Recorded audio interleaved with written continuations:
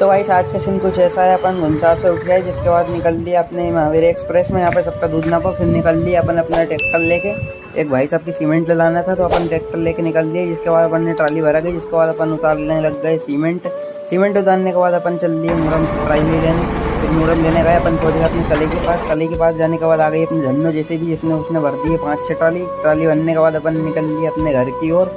तो भाई फिर अपनी धन्नो खड़ी थी रास्ते में, तो उसको लेके गए हम घर की ओर। घर जाने के बाद घर पहुंच गए, फिर अपन ने करी ट्राली खाली, फिर मैं चल दिया अपने रोज का काम की ओर। गाय भैंसों को सुखला डाला, जिसके बाद में हवा करी। तो करते हैं आज को लोग यहीं पे खत्म। तो बोलो जय सिया राम।